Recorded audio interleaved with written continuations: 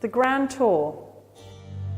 Through the 17th and 18th centuries, it was the rite of passage for young aristocrats to broaden their knowledge of the arts and acquire both contemporary works of art and antiquities to display in their magnificent country houses in England. This year at Burghley, our exhibition focuses on two of the Cecil family's most enthusiastic grand tourists and prolific collectors, John, the 5th Earl of Exeter, who made 4 tours to the continent before 1700, and his great-great-grandson, Brownlow, the 9th Earl, who journeyed twice to Europe after 1763. I'm Miranda Rock, and it's my pleasure to share with you my ancestors' passion for the arts and to follow their journey to what was then the centre of European culture for all grand tourists, Italy.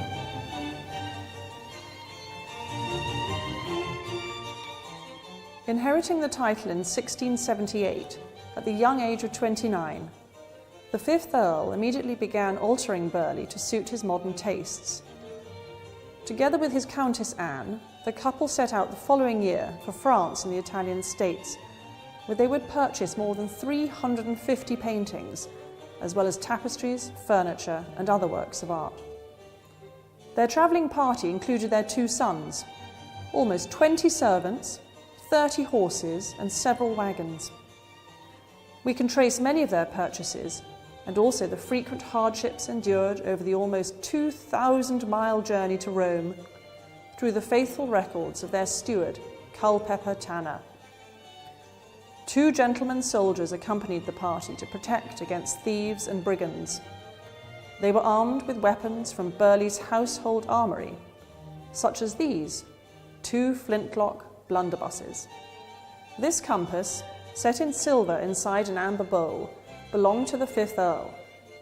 It would have been most useful in navigating poorly mapped routes through the Alps from France to Italy. In Florence, the Exeters commissioned cabinets from the Medici workshops, famous for their expertise in the technique of pietra dura inlay, and decorative panels such as this pair.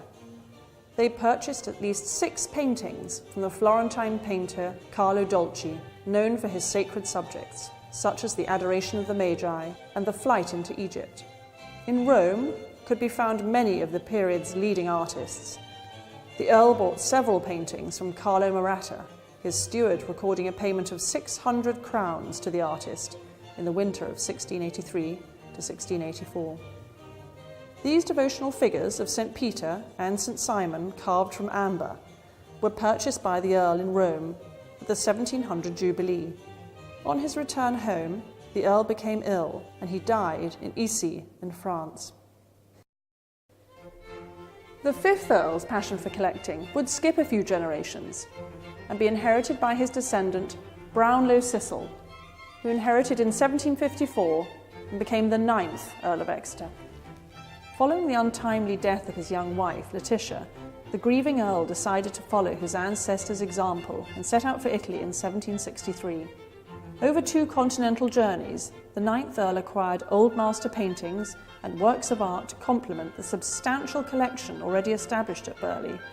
He met and patronised several of the finest artists of his day, such as Gavin Hamilton and Angelica Kauffmann, who also painted the 9th Earl's portrait. After visiting Florence and Naples, Lord Exeter arrived in Rome and joined its circles of artists, collectors and dilettanti. He visited most of the great palaces and studied their collections in detail. Guiding his appraisals was this Abecedario di Pittori by Orlandi. Published in Venice in 1753, it is a dictionary of artists and their works, extensively annotated in the margins by the 9th Earl's own hand. Whilst visiting the Barberini Palace in Rome, the 9th Earl met Mosman, a soldier who was drawing a painting on display.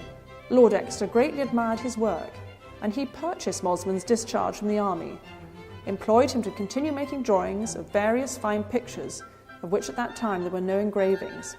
These drawings, more than 270 in all, were sent back to Burghley over many years. They were collected into 4 volumes and donated by the Earl to the British Museum in 1789. Grand tourists in that period sought out copies of antiquities, such as these miniature mosaics by Cesare Aguati, considered one of Rome's leading mosaicists.